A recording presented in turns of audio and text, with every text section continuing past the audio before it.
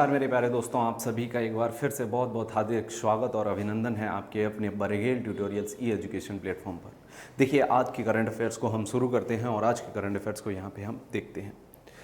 तो पहला हमारा आता है, आज जो है आपका international day save international tiger day, save the tigers. तो यहाँ पे इंटरनेशनल टाइगर्स डे जो है आज आपका मनाया गया है through out the globe.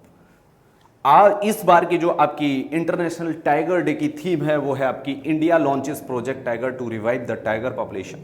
Bharat ने बाघों की आबादी को पुनर्जीवित करने के लिए प्रोजेक्ट टाइगर लॉन्च किया। आपको कमेंट सेक्शन में बताना है कि प्रोजेक्ट टाइगर भारत में कब लॉन्च किया गया। ये जो थीम है ये भारत पे आधारित है और ये गर्व की बात है कि विश्व में आज भारत में जो टाइगर की जनसंख्या है वो आपको कितनी देखने को मिलती है।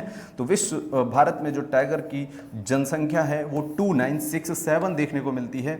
और ये जनसंख्या जो है कब निकाली गई, 2019 में कैलकुलेट किए गए थे टाइगर्स। साथ में ये भी हमें देखने को मिलता है कि विश्व के लगभग 70% जो बाघ हैं वो कहाँ रहते हैं, कहाँ अपना जीवन व्यतीत करते हैं, उनका घर भारत ही है। 70% जो है बाघ जो है भारत में आपके रहते हैं। तो इसलिए इस बार की जो थीम है आपकी India launches project tiger to revive the tiger population, Bharat ने बाघों की आबादी को पुनर्जीवित करने के लिए प्रोजेक्ट टाइगर लॉन्च किया, ये एकदम सटीक फिट बैठती है भारत के लिए। चलिए नेक्स्ट पॉइंट पे चलते हैं और नेक्स्ट पॉइंट को यहां पे डिस्कस करते हैं। देखिएगा, अगर मैं यहां पे प्रोजेक्ट टाइगर के बारे में आपको एक दो पॉइंट बताऊं तो देखिएगा, प्रोजेक्ट टाइगर में इंटरनेशनल टाइगर डे के बारे में बताऊं तो इंटरनेशनल यानी अंतरराष्ट्रीय बाघ दिवस जो है आपका, अंतरराष्ट्रीय बाघ दिवस कब से आरंभ हुआ मनाना, तो 2010 से अंतरराष्ट्रीय बाघ दिवस आपका मनाना आरंभ हुआ है। एक समिट हुई थी, एक आपका सम्मेलन हुआ था जिसे बोला गया था सेंट पीटर्सबर्ग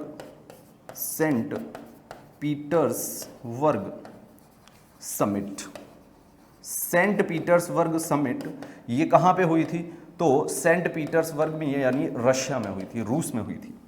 इसी सेंट पीटर्सबर्ग की समिट से ही विश्व में जो है क्या जो है सेलिब्रेट करने का कार्य जो है चलने लगा। क्या सेलिब्रेशन, किस चीज का सेलिब्रेशन किया जाने लगा, तो इंटरनेशनल टाइगर डे यानी विश्व बाघ दिवस के सेलिब्रेशन को जो है यहां पे शुरू कर दिया गया 2010 के बाद। चलिए अगर नेक्स्ट पॉइंट पे चलते हैं तो आपके no plan to set up committee to implement UCC, uniform civil code के सेटअप के लिए यूसीसी यानी यूनिफॉर्म सिविल कोड के सेटअप के लिए कोई भी आपकी कमेटी गठित नहीं की गई है। ऐसा हमारे कानून मंत्री श्री आपके किरण रिजिजू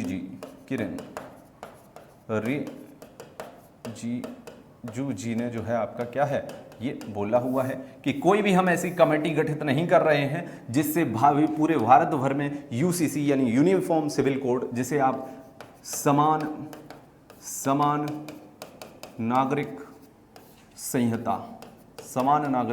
संहिता के नाम से जानते हैं, ये जो है आपका इंप्लीमेंट करने के लिए कोई भी आपकी कमेटी का गठन नहीं हुआ है। यूसीसी यहां पे अगर बात करें तो हमारे संविधान में आर्टिकल 44 यानी अनुच्छेद 44 में दी गई है। अच्छा, अगर आपसे पूछा जाए जो समान नागरिक संहिता है ये किससे संबंधित है, तो अलग अलग धर्मों के आपके कानून भी क्या हैं, अलग अलग हैं। लेकिन अगर यूसीसी पूरे भारत में लागू हो जाती है तो सारे धर्मों के जो कानून है वो एक जैसे हो जाएंगे, यानी धार्मिक कानूनों का जो है समापन हो जाएगा, खत्म हो जाएंगे धार्मिक कानून भारत में। तो ये एक तरह से अच्छा भी है कि यूसीसी जो है लागू हो जाए, तो ये सांप्रदायिकता को खत्म करने का जो है कार्य करती है आपकी यूसीसी यानी समान नागरिक संहिता। अगर हम बात करेंगे गोवा की, किसकी बात करेंगे गोवा की, तो गोवा में 1867 में आपका यूसीसी लागू है और उसका जो गोवा में ये कानून लागू है उसका नाम है कॉमन सिविल कोड, सामान्य नागरिक संहिता, कॉमन सिविल कोड इसका जो है नाम है। अच्छा, एक बात और आपसे पूछी जा सकती है, क्या पूछी जा सकती है कि शाहबानो के केस में एक केस हुआ था, उसमें सुप्रीम कोर्ट ने बोला था, एक केस हुआ था जो बहुत फेमस है, शाहबानो केस। एक केस हुआ था शाहबानो का, 1985 की बात है ये, 1985 में।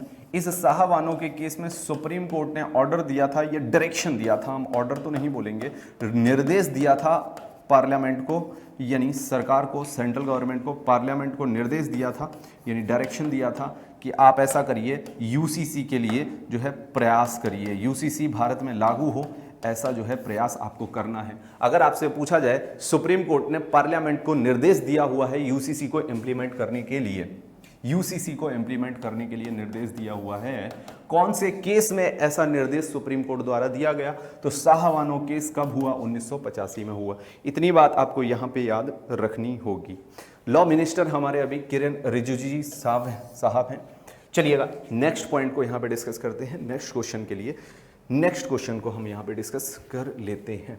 देखिएगा नेक्स्ट पॉइंट है हमारा यूएनएससी कंडेम्स म्यांमार एग्जीक्यूशन। तो म्यांमार जो है आपकी, म्यांमार में आप सभी को पता है कि म्यांमार में आपका क्या हो गया है, म्यांमार की जो मिलिट्री है उसने जितने भी राजनेताओं को बंदी बनाया था उन राजनेताओं को क्या कर रहा है, उनका एग्जीक्यूशन कर रहा है, यानी उनको कोर्ट न्यायालय ले जाया जा रहा है और उन पे जो है ये प्रक्रिया चल रही है, न्याय की प्रक्रिया, इसे ही एग्जीक्यूशन बोलते हैं।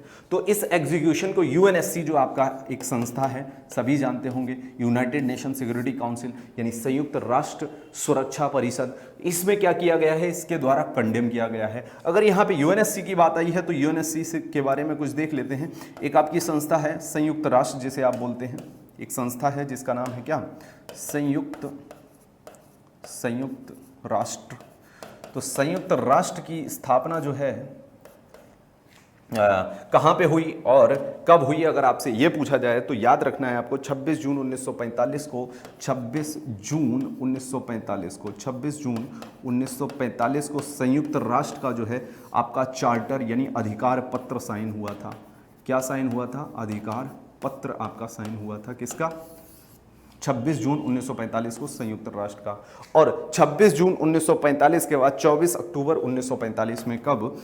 24 अक्टूबर 1945 में आपका क्या हुआ, ये जो है आपका यूएन यानी संयुक्त राष्ट्र काम करने लगा, फोर्स में आ गया। अगर यूएन की यहाँ पे बात करते हैं तो यूएन की प्रमुख 6 एजेंसियां हैं, यानी अगर आपसे पूछा जाएगा संयुक्त राष्ट्र की स्थापना कब हुई तो 24 अक्टूबर 1945 उत्तर होगा। लेकिन इसके लिए जो कानून था वो कब जो है उसे कब मान्यता दी गई, अधिकार पत्र को, यानी संयुक्त राष्ट्र अधिकार पत्र पे साइन कब हुए या इसे मान्यता कब दी गई, तो 26 जून 1945 को दी गई।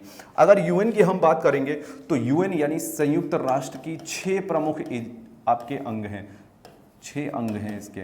6 अंग में पहला अंग आता है आपका संयुक्त राष्ट्र। पहला अंग जो आपका आता है वो होता है संयुक्त राष्ट्र महासभा, जिसे आप यूनाइटेड नेशन जनरल असेंबली के नाम से जानते हो। एक अंग ये हो जाता है। दूसरा अंग है संयुक्त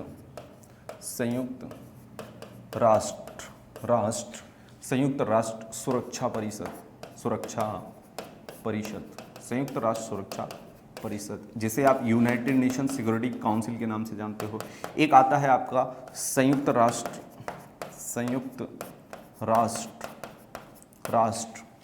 ट्रस्टीशिप काउंसिल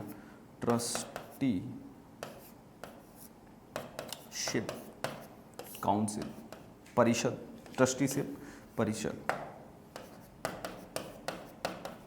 परिषद यानी यूएन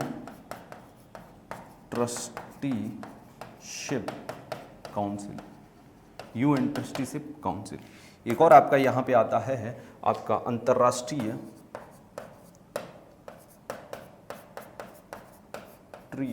न्यायालय ICJ, international court of justice. तो आपके कितने हो गए? 1 2 3 और 4। एक आपका आता है क्या, एक आपका आता है 5वां आपका संयुक्त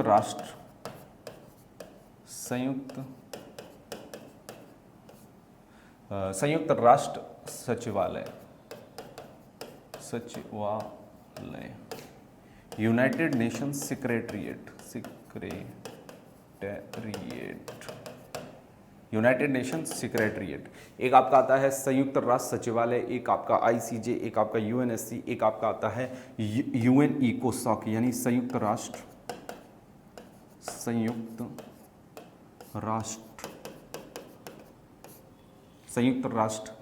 आर्थिक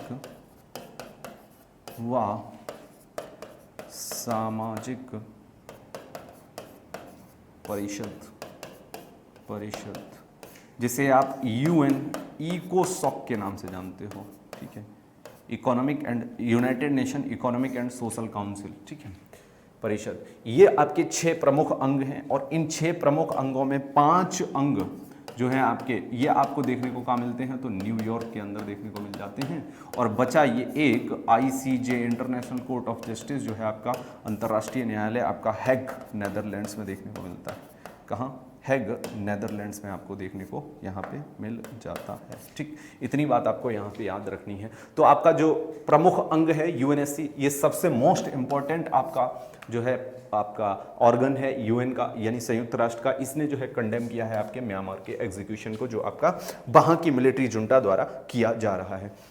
नेक्स्ट पॉइंट को देखते हैं, नेक्स्ट पॉइंट को यहाँ पे डिस्कस करते हैं। देखिएगा क्वेश्चन है आपका, recently the chief minister of where has started smart e beat system. तो हाल ही में कहाँ के मुख्यमंत्री ने गुरुग्राम की पुलिस के लिए स्मार्ट ई वीट प्रणाली को जो है शुरू किया है। अगर आपसे ये प्रश्न पूछा जाएगा तो इसका उत्तर हो जाएगा आपका गुरुग्राम कहाँ पे है, तो आपका हरियाणा इसका सही उत्तर हो जाएगा। Haryana is the right answer of that question. तो हरियाणा इसका आपको उत्तर देना है।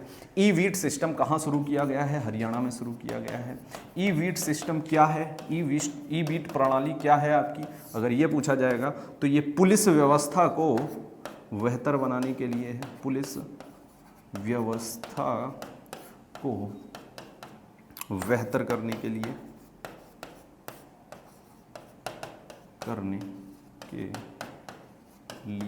पुलिस व्यवस्था को क्या करने के लिए? बेहतर करने के लिए आपकी ई वीट सिस्टम प्रणाली किसके द्वारा शुरू की गई? तो आपके जो मुख्यमंत्री साहब हैं मनोहर लाल खट्टर जी के द्वारा।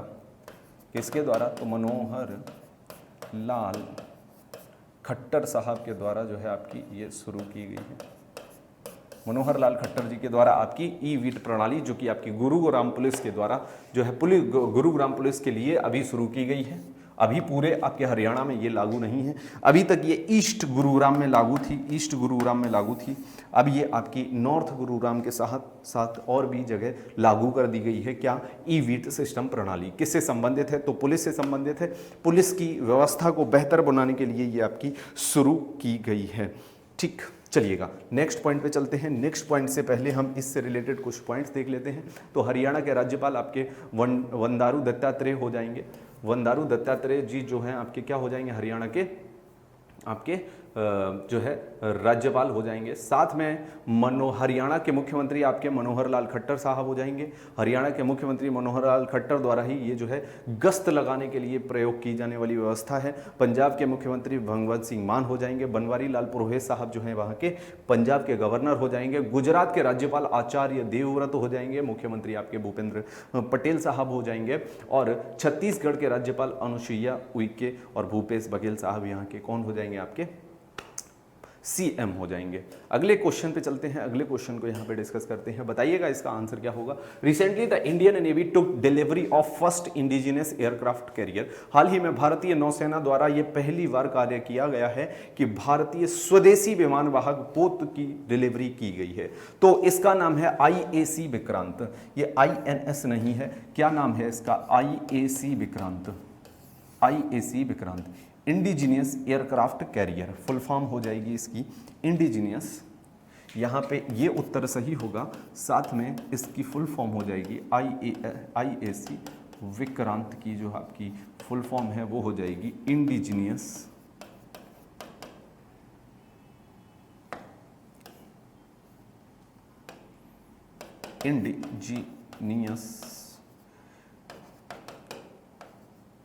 Aircraft carrier. एयरक्राफ्ट कैरियर एक ऐसा जहाज या ऐसा पोत होता है जो आपका क्या करता है, जो एयरक्राफ्ट को अपने ऊपर उतार सकता है। ठीक है, इतनी बात यहाँ पे आपको क्लियर होनी चाहिए। और यहाँ पे इस एयरक्राफ्ट IAC विक्रांत को किसने बनाया है, तो आपके कोचीन शिपयार्ड लिमिटेड ने बनाया है। कोचीन शिपयार्ड लिमिटेड ने जो है इस कंपनी ने इस पोत को आपके को बनाया हुआ है। साथ में इसमें एक पॉइंट और आपको याद रखना है कि इसकी अगर लंबाई आपसे पूछी जाए तो याद रखना 262 मीटर है।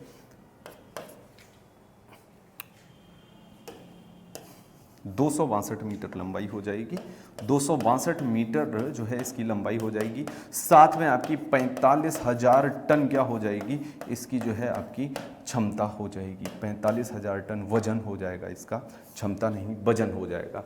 इतनी बात यहाँ पे क्लियर होनी चाहिए। और ऐसा पहली बार इंडियन नेवी के द्वारा किया जा रहा है भारत में कि भारत का ही बना हुआ एयरक्राफ्ट कैरियर जो है पहली बार इंडियन नेवी में कार्य करेगा। चलिए इससे रिलेटेड कुछ पॉइंट्स यहाँ पे देख लेते हैं और इनको डिस्कस कर लेते हैं। तो INS नहीं, IAC, जो IAC विक्रांत है आपका, इसकी लागत लगभग 20,000 करोड़ रुपए आई है। साथ में 4500 टन वजन है। ये आपका HMS क्वीन एलिजाबेथ विमान वाहक पोत जो है यूके का है, यानी यूनाइटेड किंगडम का है। HSM क्वीन एलिजाबेथ जो है आपका फिक्स्ड विंग, रोटरी विंग और ऑटोनॉमस वाहनों सहित 60 विमानों को ले जाने में सक्षम है। ये आपका यूके का विमान है। एलिजाबेथ प्रथम 17 नवंबर 1558 से 1603 में अपनी मृत्यु तक इंग्लैंड और आयरलैंड की रानी थी। तो एलिजाबेथ प्रथम जो है आपकी रानी थी कहाँ की, इंग्लैंड की, 1558 से 1603 में। लेकिन एलिजाबेथ द्वितीय अभी जो है आपकी रानी है, किसकी, आपकी इंग्लैंड की रानी है। चार्ल्स डे गॉल फ्रांसीसी विमान वाहक पोत है। ये पोत हैं, ये आपके इसी से रिलेटेड पोत हैं अलग अलग देशों के। चार्ल्स डे गॉल फ्रांसीसी विमान वाहक पोत है। चार्ल्स डे गॉल का नाम फ्रांसीसी राजनेता और जनरल चार्ल्स डी गॉल के नाम पर रखा गया है।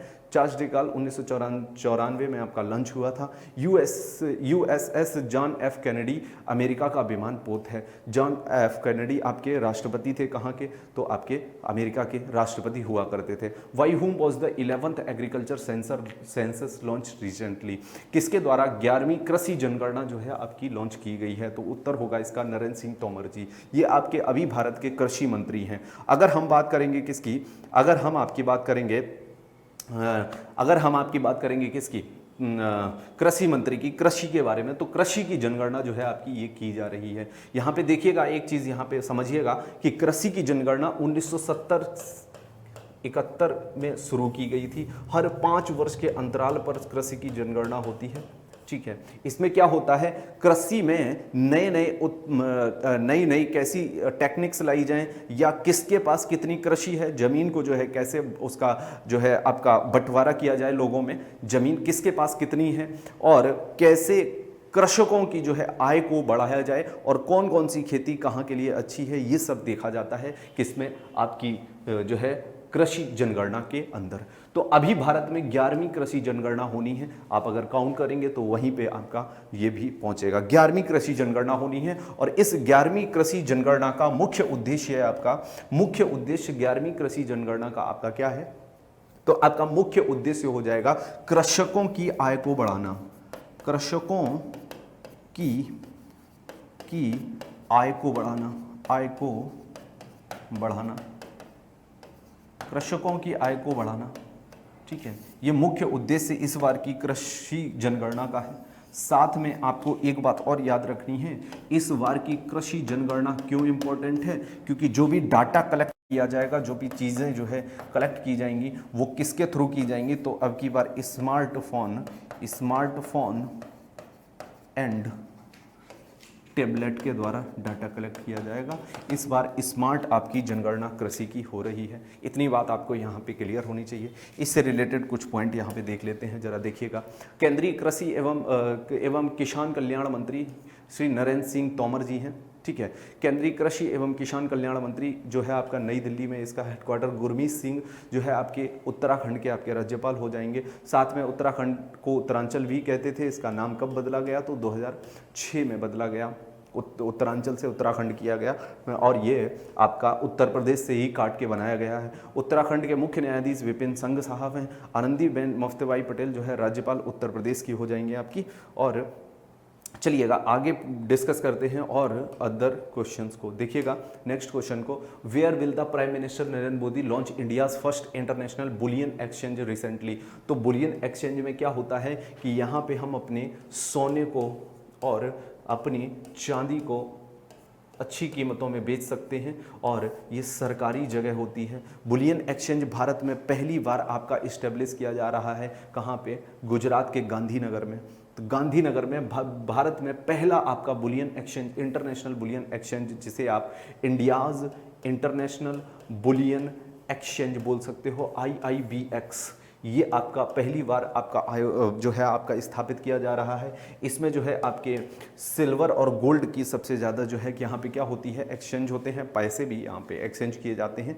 ठीक है, यहाँ पे देखिएगा इस बुलियन एक्सचेंज से रिलेटेड आपका जो है कुछ पॉइंट यहाँ पे देख लेते हैं हम लोग, फिर आगे चलते हैं नेक्स्ट क्वेश्चन पे। तो देखिएगा अंतर्राष्ट्रीय वित्तीय सेवा केंद्र जो है ये जो है डबलिन में आपका स्थापित है। यही बुलियन एक्सचेंज के लिए इंपॉर्टेंट रहता है। गुजरात के मुख्यमंत्री भूपेंद्र पटेल साहब हो जाएंगे, साथ में हमारी वित्त मंत्री निर्मला सीतारमण जी हो जाएंगी। वित्त मंत्रालय का मुख्यालय आपको नई दिल्ली में देखने को मिलेगा। वित्त मंत्रालय का गठन आपका 1946 में हुआ था। फागू चौहान राज्यपाल हैं बिहार की, मुख्यमंत्री नीतीश कुमार है, रेणु देवी आपकी उप मुख्यमंत्री बिहार की हो जाएंगी। नेक्स्ट पॉइंट को यहाँ पे नेक्स्ट क्वेश्चन को डिस्कस करते हैं। When was world's hepatitis day has been celebrated. तो वर्ल्ड हेपेटाइटिस डे आपका कब सेलिब्रेट किया जाता है? तो 28 जुलाई को हर वर्ष वर्ल्ड हेपेटाइटिस डे आपका सेलिब्रेट किया जाता है। वर्ल्ड हेपेटाइटिस डे आपका 28 जुलाई को जो है आपका सेलिब्रेट किया जाता है। इतनी बात आपको यहाँ पे याद रखनी है related to world hepatitis day. इतनी बात यहाँ पे आपको ब्रिंग रखनी है। अगर इस बार की आपसे थीम पूछी जाए हेपेटाइटिस डे की, तो bringing hepatitis closer to you. इस बार की आपकी हेपेटाइटिस डे की थीम जो है हो जाएगी आपकी bringing hepatitis closer to you. अगर इसमें पूछा जाए आपका हेपेटाइटिस का किस वायरस से होने वाला डिसीज है, तो याद रखना है आपका वायरस हो जाएगा हेपाट्रोपिक।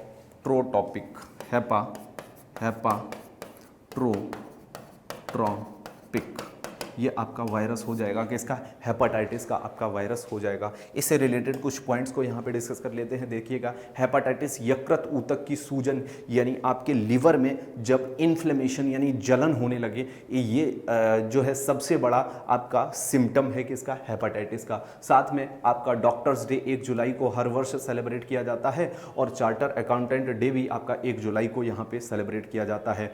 आपका इंटरनेशनल कोऑपरेटिव डे आपका 2 जुलाई को जो है आपका सेलिब्रेट किया जाता है। अंतर्राष्ट्रीय प्लास्टिक बैग मुक्त दिवस 3 जुलाई को सेलिब्रेट किया जाता है। ये एक साथ लिख लेंगे तो आपको आसानी हो जाएगी आपके रिवीजन करने में। जूनोज दिवस आपका 6 जुलाई को सेलिब्रेट किया जाता है। वहीं विश्व जनसंख्या दिवस 11 जुलाई व मलाला दिवस को 12 जुलाई को सेलिब्रेट किया जाता है। युवा कौशल दिवस हम 15 जुलाई को मनाते हैं। विश्व मस्तिष्क दिवस 22 जुलाई को और अंतर्राष्ट्रीय न्याय के लिए विश्व दिवस 17 जुलाई को हम लोग यहाँ पे सेलिब्रेट करते हैं। देखिएगा नेक्स्ट क्वेश्चन पे चलते हैं। Where will the 2023 meeting of G20 take place. तो 2023 जो है G20 की मीटिंग कहाँ होगी? तो याद रखना ये आपकी जम्मू कश्मीर में इस बार अनुमानित है कि इस बार जम्मू कश्मीर में आपकी होने वाली है। अभी इसका कोई भी आपका ऑफिशियली कंफर्मेशन G20 के जो है आपके हेड द्वारा, जो आपके G20 के हेड हैं उनका नाम है जोको विडोडो। नाम क्या है उनका? जोको। प्रेसिडेंट कौन है G20 का? Joko Widodo. इनकी तरफ से कोई अभी प्रतिक्रिया इस पर नहीं आई है, याद रखना है। लेकिन हमें आंसर उत्तर लगाना है कि जम्मू कश्मीर में होने वाली है। जोको विडोडो इसके जो है प्रमुख हो जाएंगे। अगर हम G20 की यहाँ पे बात करते हैं तो G20 आपका जो है एक आपका संगठन है। इसमें 19 देश आते हैं, साथ में एक इसमें संगठन आता है जिसका नाम है यूरोपियन यूनियन। यूरोपीय संघ जो है इसमें ये 20 लोग आते हैं, 19 देश और एक संगठन यूरोपियन यूनियन। अगर हम G20 की बात करेंगे तो ये विश्व की सबसे बड़ी विश्व की बड़ी अर्थव्यवस्थाएं हैं इसमें, वो देश हैं जिनकी अर्थव्यवस्थाएं बहुत ज़्यादा बड़ी हैं, विश्व की बड़ी अर्थव्यवस्थाएं, विश्व की बड़ी अर्थव्यवस्थाएं आपकी G20 के अंदर आती हैं। साथ में आपको एक चीज़ यहाँ पे और याद रखनी है, इसकी जो है फॉर्मेशन कब हुई। अगर G20 की फॉर्मेशन आपसे पूछेगा तो याद रखना 26 सितंबर 1999। 1999 मोस्ट इंपॉर्टेंट पॉइंट है यहाँ पे G20 की फॉर्मेशन के लिए। इतनी बात यहाँ पे आपको क्लियर होनी चाहिए। देखिए एक दो पॉइंट यहाँ पे G20 से रिलेटेड डिस्कस कर लेते हैं। संविधान के अनुच्छेद 377, ये आपको पता है, ये 377 जो है 5 अगस्त 2019 को हटाया गया है। कहाँ से? तो जम्मू कश्मीर से हटाया गया है। साथ में आपको ये भी याद रखना है, पिछले साल सितंबर में केंद्रीय वाणिज्य और उद्योग मंत्री पीयूष गोयल को G20 के लिए भारत का शेरपा नियुक्त किया गया था। तो G20 के लिए भारत का शेरपा नियुक्त किसे किया गया, ये अगर आपसे पूछा जाएगा तो आप याद रखेंगे पीयूष गोयल साहब को जो है आपका नियुक्त किया गया था। जम्मू और कश्मीर का पुनर्गठन अधिनियम बिल जो है पास किया गया 2019 में है, और जम्मू कश्मीर को एक राज्य का दर्जा था उसे तोड़ के एक यूटी यानी केंद्र शासित प्रदेश बना दिया, और इसी में से लद्दाख को भी एक यूटी जो है आपका घोषित कर दिया गया है। साथ में आइएगा एक दो पॉइंट और डिस्कस करते हैं। तो जम्मू कश्मीर में 370 एक अलग संविधान, बिल्कुल 370 अनुच्छेद में एक प्रावधान था जम्मू कश्मीर के लिए कि जम्मू कश्मीर का एक आपका अलग संविधान होगा। ठीक, इतनी बात यहाँ पे आपको क्लियर रखनी है और ये देखते रहना है चीज़ों को, ये पॉइंट देख लीजिएगा आप। चलिए आज के करंट अफेयर्स को हम यहीं पे समाप्त करते हैं और आपसे विदा लेते हैं। कल फिर से आपके समक्ष ऐसे ही करंट अफेयर्स के सेशन के साथ फिर से हाजिर होंगे। तब तक के लिए आप अपना ख्याल रखिए। शुक्रिया।